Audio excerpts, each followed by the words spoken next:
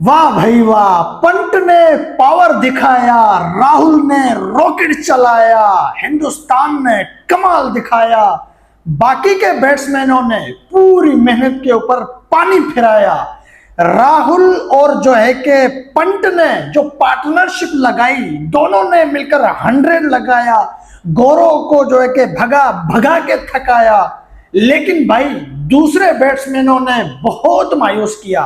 पंत ने और जो है कि राहुल ने डूबती हुई कश्ती को तैराया और बाकियों ने तैरती हुई कश्ती को डुबा दिया। वो कैसे, वो हम आपको इस वीडियो में बताते हैं। 371 का टारगेट दिया है टीम इंडिया ने।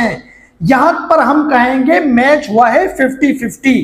तो राहुल और जो है कि पंत ने जो आंधी और तूफान खड़ा किया इंग्लैंडियों के अगेंस्ट, इसके ऊपर तफसील के साथ बात करते हैं।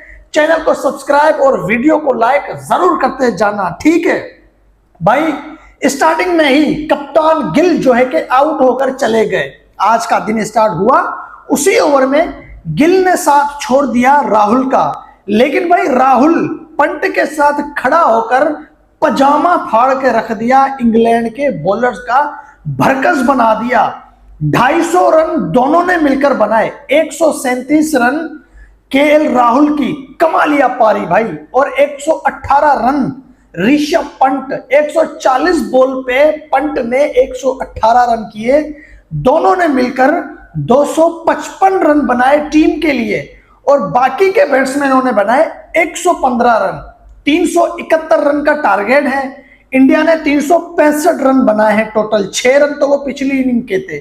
365 में थे जो है कि 255 केएल के और पंत के हैं। बाकी 110 रन अदर बैट्समैनों ने बनाए हैं, जिसमें कुछ एक्स्ट्रा भी मिला लो, ठीक है। तो एक्स्ट्रा को अगर हम हटाएं तो बाकियों ने 100 रन भी नहीं बनाया। उन्होंने तैरती हुई कश्ती को डुबाया और राहुल पंत ने डूबती हुई कश्ती को बचाया।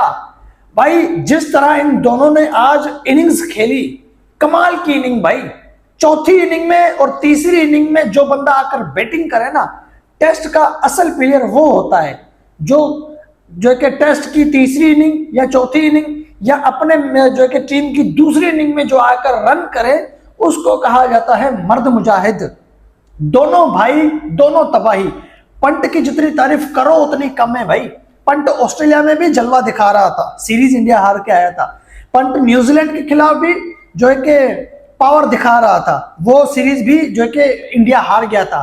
पंत हर टेस्ट सीरीज में अपना कमाल दिखा रहा है। इस मैच में पंत के 200 आ गए, और क्या चाहिए। इसी तरह अगर हर प्लेयर ने रन किए होते तो इंडिया ने कितना टारगेट दे दिया होता। कितनी गलतियां यहां पर इंडिया ने की, एक गलती का तो हिसाब बराबर हो गया। वो जो राहुल का कैच ड्रॉप किया था हैरी ब्रोक ने, राहुल ने 137 रन ठोक दिए, और हैरी ब्रोक का कैच ड्रॉप किया गया था, आउट पे नो बॉल आ गया था। उस पे जो है कि उसने 99 रन ठोक दिए थे। और उसके दूसरा जो इनका बैट्समैन जिसने सेंचुरी लगा दी थी, ओली पोप, उसका कैच ड्रॉप जो है कि किया था इंडिया ने, उसका हिसाब तो बराबर हो गया। केएल का कैच भी जो है कि उन्होंने ड्रॉप कर दिया था, ठीक है। केएल ने 137 रन बनाए, राहुल ने, पंत ने 118 रन बनाए। दूसरों ने भी अगर ये किया होता तो इंडिया ने अच्छा टारगेट दे दिया होता। कितनी गलतियां इंडिया कर गया। पहली इनिंग में 600 पे स्कोर जा रहा था, वो 500 पे भी नहीं पहुंचा। 430 पे 3 आउट और 471 पे टीम ऑल आउट। यहां पर आप देख ले, पंत ने और केएल राहुल ने क्या जबरदस्त पार्टनरशिप लगाई। जैसे ही पंत का विकेट गिरता है, बाद में राहुल भी आउट हो जाता है और पूरी टीम बिखर जाती है। दूसरी इनिंग में शुभमन गिल कुछ ना कर पाए, यशस्वी जायसवाल कुछ ना कर पाए, करण नायर कुछ ना कर पाए, जो कि अदर बैट्समैनों ने कुछ भी नहीं किया। अरे 40-40, 45-45 रन अगर किसी दो बैट्समैनों ने भी कर लिए होते तो अभी जो है कि इंडिया का स्कोर 400 प्लस होता। ये जो 371 का टारगेट दिया गया है, ये 471 में चेंज हो सकता था, ये 500 में चेंज हो सकता था। यहां पर पूरे टेस्ट मैच में जो है कि इंडिया ने गलतियां की हैं, बॉलिंग में भी बैटिंग में भी। जो इंग्लैंड ने जो 465 रन ठोक दिए थे ना, वो उनको ठोकने नहीं थे। हाँ, वहां पर इंडिया ने कितने कैच ड्रॉप किए, और जहां इंडिया 600 पे जा रहा था वहां पे इंडिया ने विकेट दे दिए। और आज भी इंडिया की टीम 450 तकरीबन 450 पे जा रही थी और वो जो है कि 365 रन बनाकर ऑल आउट हो जाती है इंग्लैंड के सामने। पहली इनिंग में भी गलत थी, दूसरी इनिंग में भी गलत थी, बॉलिंग में भी गलत थी। अब आखिरी चांस है, अब गलती की कोई गुंजाइश नहीं है। अब जसप्रीत बुमराह, मोहम्मद सिराज और जो है कि शार्दुल ठाकुर और प्रशांत कृष्णा के ऊपर जिम्मेदारी है, ज्यादातर सिराज और बुमराह इनके ऊपर जिम्मेदारी है। अब इस स्कोर को रोकना है, इंग्लैंड को ऑल आउट करना है। 96 ओवर में भाई पूरे 350 रन हैं इंडिया को मैच बचाने के लिए। 21 रन बना लिए हैं इंग्लैंड ने, कोई उनका विकेट नहीं करा। 350 रन चाहिए उनको मैच जीतने के लिए और 350 रन इंडिया को 9 विकेट्स, सॉरी 10 की 10 विकेट चाहिए इंडिया को मैच बचाने के लिए। कल का जो है कि दिन है ना, वो बहुत खास रहने वाला है जसप्रीत बुमराह के लिए। लेकिन अभी हम थोड़ी बात कर लेते हैं पंत और केएल राहुल के बारे में। जैसे मैं पिछली इनिंग के ऊपर मैंने बात की थी कि यार देखो, रोहित और कोहली इंडिया की रीढ़ की हड्डी थे, इंडिया के मैन प्लेयर। भाई वो चाहे टीम में हो चाहे ना हो, इंडिया टीम को कोई फर्क नहीं पड़ता। पहली इनिंग में पंत और गिल ने बताया, दूसरी इनिंग में पंत और राहुल ने बताया। पहली इनिंग में भी राहुल के रन थे 42 रन, आज राहुल ने जो है कि 137 रन कर दिए हैं, तो टोटल 180 के आसपास रन बन रहे हैं केएल राहुल के एक मैच में।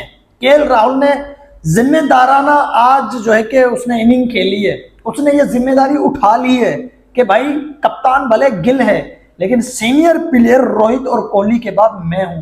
पुराना बैट्समैन रोहित और कोहली के बाद अब टीम जितनी भी खेल रही है सारे नए प्लेयर है। एक जडेजा बॉलर है, बाकी बैट्समैनों में मैं सीनियर हूं। तो उस राहुल ने जो है कि वो जिम्मेदारी अपने कंधों पे रखी और भाई साहब खूब उसने रन बनाए, खूब उसने रन बटोरे। ओपनर आया है, दूसरे आउट होते गए जाते गए, लेकिन राहुल डट के खड़ा हुआ था। उसका साथ देने आया ऋषभ पंत, जो हमेशा मार धाड़ वाली क्रिकेट में मतलब कि दिलचस्पी रखता है। टेस्ट में वो हमेशा ओडीआई T20 के अंदाज में खेलता है। छक्के छुके जिस इनिंग में ना मारे वो इनिंग मतलब उस दिन खाना हजम नहीं होगा पंत को। पंत ने जो 100 लगाया है, यही जरूरत थी टीम इंडिया को। इसी जगह पे जरूरत थी कि यहां पर आके रन बनाओ, यहां पर आके मैच को बचाओ, जिम्मेदारी उठाओ। और वो जिम्मेदारी आज पंत ने उठाई, वो जिम्मेदारी केएल राहुल ने उठाई। जिसे मैं पहले बता चुका हूं, टेस्ट क्रिकेट का बड़ा प्लेयर वो माना जाता है जो पूरे टेस्ट में 4 इनिंग होती हैं, 4 में से 30 और जो है कि 4 इनिंग, आखिरी की इनिंग्स में अगर जो रन करे, जो 100 करे, वो होता है टेस्ट का बड़ा प्लेयर और वो होता है क्रिकेट का बड़ा प्लेयर। वो पंत ने यहां पर बन के दिखाया, वो राहुल ने यहां पर बन के दिखाया। और इंडिया के क्रिकेट की यहां पर जितनी तारीफ करो उतनी कम है। भाई कितनी गलतियां की हैं, उसके बावजूद भी टीम इंडिया अभी भी जो है कि टेस्ट मैच में बनी हुई है। गलतियां जो करता है ना, उसको फिर बाद में मौका ही नहीं मिलता है सुधरने का। लेकिन यहां पर टीम इंडिया अभी भी 50-50 है मैच। कोई ये नहीं कह सकता कि भाई इंग्लैंड जीत सकता है। हाँ, इंग्लैंड इतना आसानी से नहीं जीतेगा।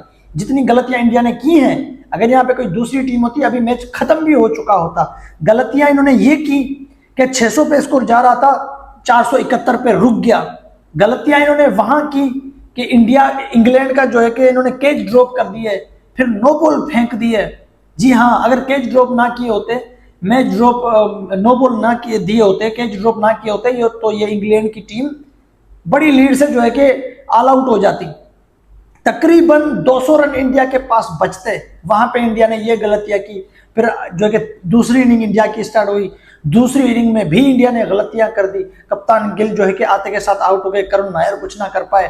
पंत और केएल राहुल के बीच में इतनी लंबी पार्टनरशिप चलने के बाद भी टीम इंडिया ने बड़ा स्कोर बनाया ही नहीं। टीम इंडिया ने बड़ा स्कोर बनाया ही नहीं। बड़ा स्कोर बनना था यहां पर। ये जो विकेट है, इस विकेट के हिसाब से ये टारगेट बहुत कम है, बहुत कम है ये टारगेट। बुमराह जैसे बॉलर के सामने ये टारगेट जो है कि पहाड़ है इंग्लैंड के लिए। ये टारगेट पहाड़ है। अगर बीच में कुछ ज्यादा विकेट, 2-3 विकेट जो एक साथ गिरती है ना 10 ओवर के अंदर, कल अगर किसी भी सेशन में 10 ओवर के अंदर 3 विकेट एक साथ गिर गई, या 10 ओवर के अंदर, शुरू के 10 ओवर के अंदर 1 विकेट आ जाए, 15 ओवर के अंदर 2 विकेट इंग्लैंड की गिर जाए, इंग्लैंड की टीम आ जाएगी प्रेशर में, बुमराह का उसके ऊपर जो है कि हमला जारी रहेगा, बुमराह को ज्यादा ओवर देने हैं कल। ये जो है कि शुभमन गिल को पता होना चाहिए कि जितने बुमराह को ज्यादा ओवर दोगे उतना ही जो है कि बुमराह उनके ऊपर हावी पड़ सकता है। लेकिन अगर उसको अगर बॉलिंग से अगर हटाना है तो कम से कम 10-12 ओवर के बाद उसको ओवर दो, ताकि उसके अंदर थोड़ी एनर्जी आ जाए और सामने वाले बैट्समैन दूसरे आसान बॉलर को जब खेलेंगे ना तो भाई उनके फिर अचानक वहां पर मुश्किल बॉलर आ जाएगा तो वो खेल नहीं पाएंगे। हाँ, अगर देने हैं तो 15 ओवर तक बुमराह को बॉलिंग दो, अगर बुमराह को हटाना है तो फिर 15 ओवर तक उसको बॉलिंग दो ही मत, फिर उसको बॉलिंग के ऊपर लेकर आओ। टेस्ट में हमेशा हमने यही देखा है, हमेशा हमने यही देखा है कि बुमराह आता है विकेट निकाल के जाता है। टेस्ट हो, वनडे हो, T20 हो, चाहे IPL हो, विकेट अगर ना गिर रहे हो तो बुमराह को वापस लाया जाता है। उसी ओवर में बुमराह कमाल दिखा देता है, उसी ओवर में। IPL में भी देख चुके हैं, T20 इंटरनेशनल में देख चुके हैं, वनडे इंटरनेशनल में देख चुके हैं, टेस्ट में देख चुके हैं।